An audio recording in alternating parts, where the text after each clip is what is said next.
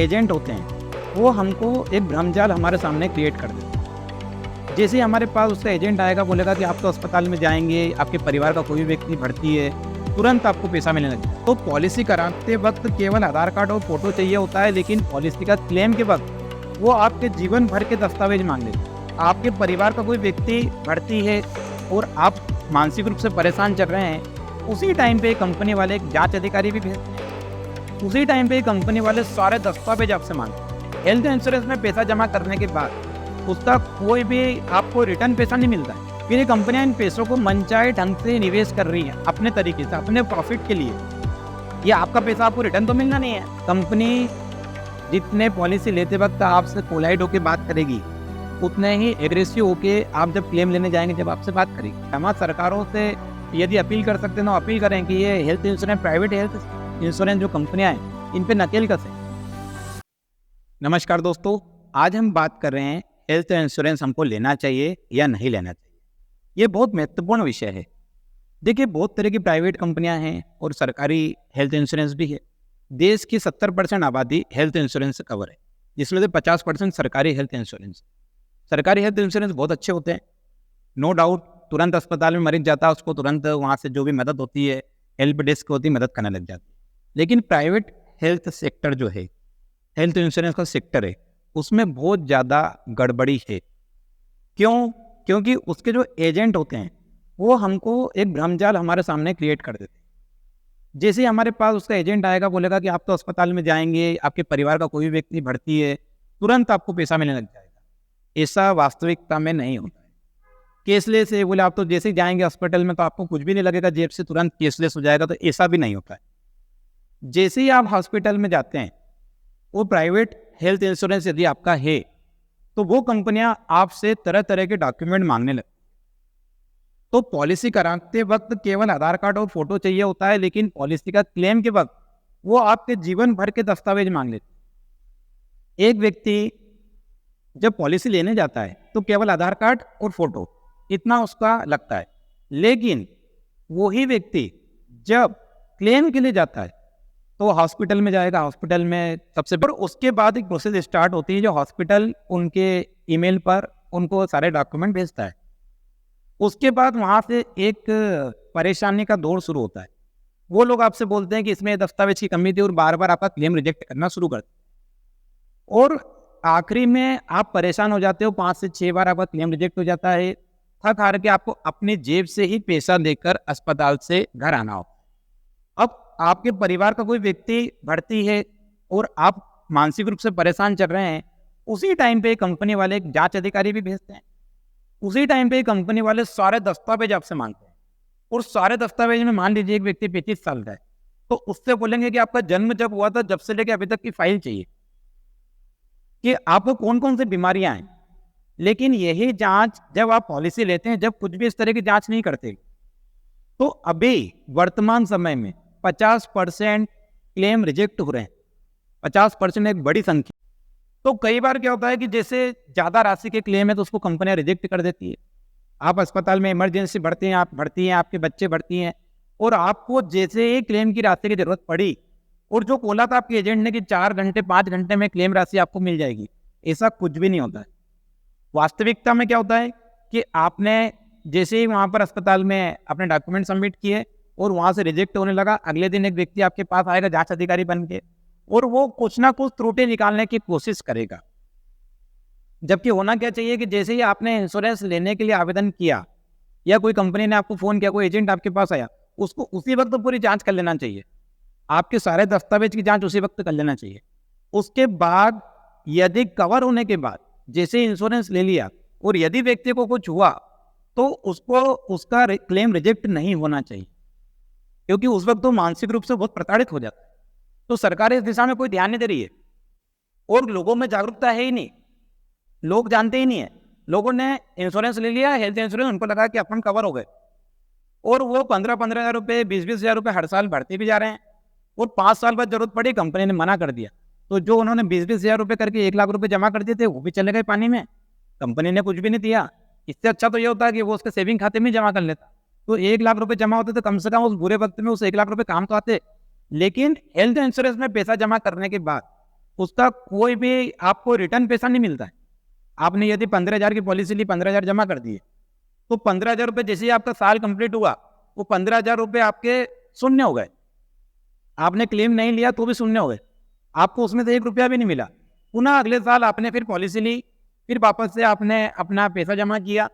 अब मान लीजिए 5 साल आपने पैसा जमा किया और छठे साल आपको जरूरत पड़ गई, आपके बच्चे के लिए जरूरत पड़ गई, आप अस्पताल में गए, तो मानसिक रूप से आपको टार्चर होना है और आपको क्लेम वहाँ पे रिजेक्ट होने की संभावना बहुत बढ़ जाती है। क्यों? क्योंकि वो लोग उनकी बहुत सारी पॉलिसी हिडन रखते हैं, बहुत सारे नियम हिडन रखते हैं, छुपा के रखते हैं, आपको पता नहीं होता है। और आप जब उनकी शिकायत भी करेंगे तो आप IRDA में शिकायत करेंगे या कहीं लोकपाल में शिकायत करेंगे, जहाँ भी कोई शिकायत करेंगे, तो वहाँ से भी ईमेल को देखने वाला कोई नहीं बैठा हुआ है, वहाँ से भी आपको प्रॉपर कोई रिस्पॉन्स नहीं मिलेगा। आपने दुनिया भर में शिकायत कर दी, लेकिन कंपनी वहाँ पर बता देगी कि भाई हमारी पॉलिसी में इन्होंने ये चीज़ें हिडन रखी थी। वो ग्राहक के ऊपर दोष रोप दिया जाता है और ग्राहक का कोई सुनने वाला नहीं होता है, कस्टमर का कोई नहीं सुनेगा। वो व्यक्ति कोई भी हो सकता है, आप भी हो सकते हैं, मैं भी हो सकता हूँ, कोई भी हो सकता है। अगर वो अस्पताल में है और जब उसको राशि की जरूरत है हेल्थ इंश्योरेंस की, तो वहाँ पर वो health insurance company private sector अपने हाथ ऊंचे कर लेती है। अब क्या होता है, एक बहुत बढ़िया मेरे पास रिकॉर्डिंग है। एक कंपनी को आप फोन लगाओगे, उसको आप बोलोगे कि वो दूसरी कंपनी में हमारा क्लेम रिजेक्ट हो गया था, तो वो कंपनी वाला उस कंपनी की बुराई कर देगा और कह देगा कि हमारे यहाँ तो 99% क्लेम सेटलमेंट होता है। दूसरी कंपनी को बात करोगे तो पहली कंपनी की बुराई कर देगी। लेकिन वास्तविकता में दोनों कंपनियां आपको वो क्लेम सेटलमेंट नहीं दे रही है। एक कंपनी से आप परेशान हुए, आपने वहां से अपनी पॉलिसी आपने पोर्ट कर ली दूसरी कंपनी में, लेकिन दूसरी कंपनी कोई गारंटी नहीं कि वो भी आपको आपके बुरे वक्त में साथ में खड़ी होगी। तो एजेंट का जानकार होना बहुत जरूरी है। अब एजेंट क्या हो, अब ये कंपनी ऐसा क्यों कर रही है?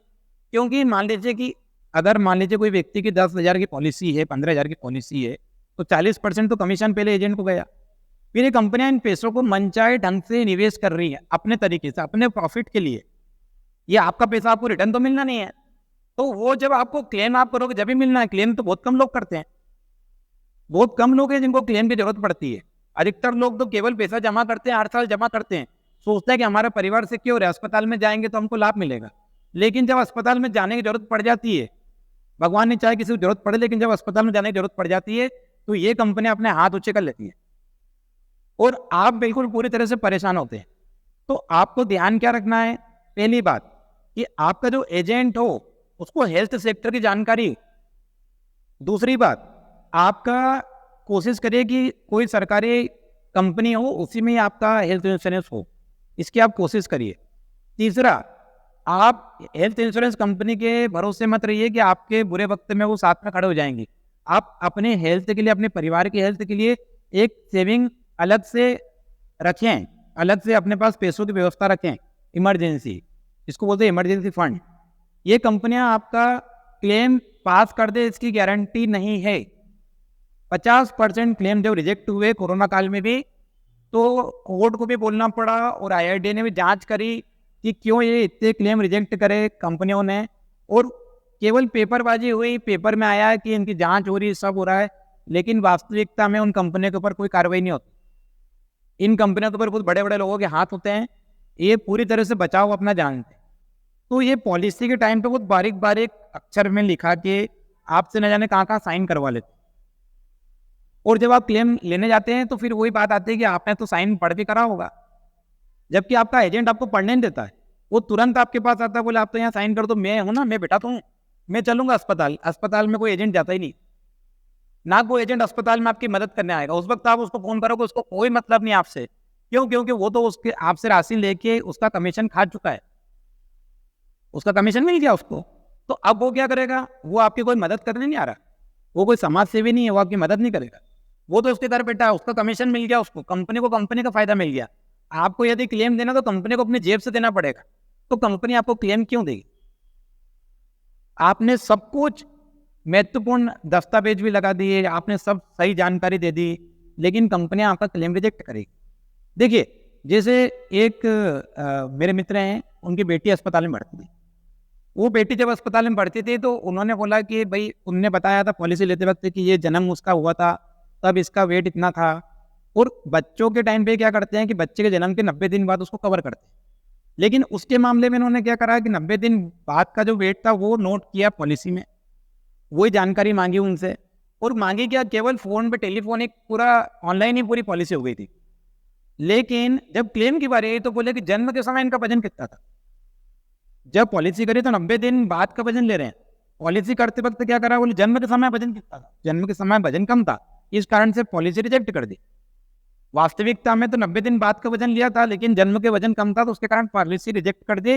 डॉक्टर ने लिख के दिया कि इस समय जिस बीमारी के लिए मरीज मतलब ये बच्ची भर्ती है उसका वजन कम से कोई लेना देना नहीं, उसका जन्म के वजन से भी कोई लेना देना नहीं है। ये एक MBBS डॉक्टर, MD डॉक्टर लिख के दे रहा है, उसके लिखे हुए लेटर हेड को भी कंपनी ने रिजेक्ट कर दिया।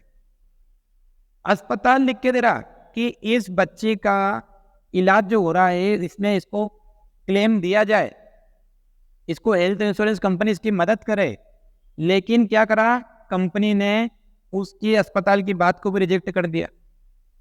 व्यक्ति के पास में व्यक्ति ने कम से कम 5 से 6 बार अलग अलग तरीके से आवेदन करा तो उसके सारे आवेदनों को रिजेक्ट कर दिया, उसके क्लेम को रिजेक्ट कर दिया। अब व्यक्ति ने एक तो पैसा कंपनी को भरा, वो पैसा भी गया, और उसके बाद क्या हुआ, जो पैसा अस्पताल में लग गया वो पैसा भी उसका गया। तो ओवरऑल कहने का तात्पर्य ये है कि बहुत बारीकी से उसके डॉक्यूमेंट को पढ़ें, फिर उसके बाद जब उसको आप ले रहे हैं तो बहुत परिचित और ऐसा व्यक्ति जो हेल्थ सेक्टर में कई सालों से हो, उसी से ही आपको पॉलिसी लेना है।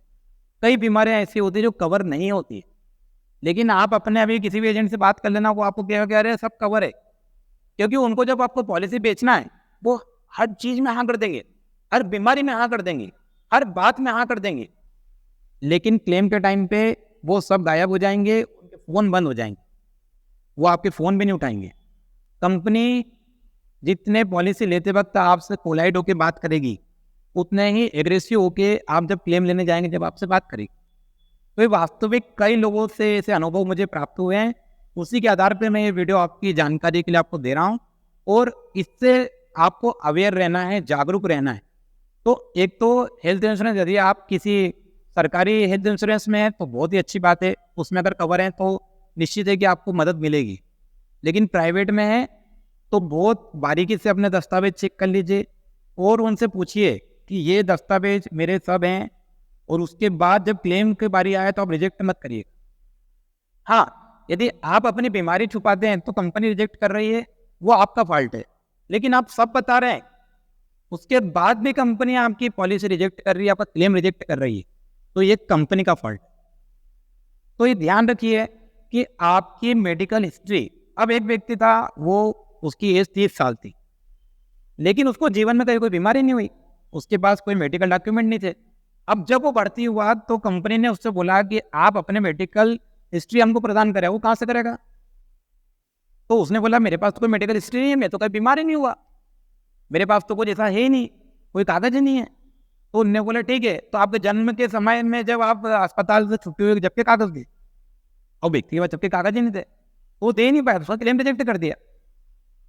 तो ये इस तरह के फ्रॉड से बचना होगा, और सरकारों को आप जहाँ भी हो सकता है, जिस भी जगह हो सकता है, वहाँ सरकारों से यदि अपील कर सकते हैं तो अपील करें कि ये health insurance, private health insurance जो कंपनियां हैं, इन पे नकेल कसे, इनकी जांच करें, इनका पैसा कहाँ लगा रहे हैं इसकी जांच करें, इनके एजेंटों को कितना कमीशन दे रहे हैं इसकी जांच करें, क्योंकि आम जन को ये ठगने का काम था। ये जागरूकता के लिए मैंने ये वीडियो आपके सामने प्रस्तुत किया है, इसको देखिए और जितना ज़्यादा हो सकता है शेयर करिए। आपके शेयर से हो सकता है कोई व्यक्ति बच जाए इसी कंपनियों के जाल में फंसने से। धन्यवाद।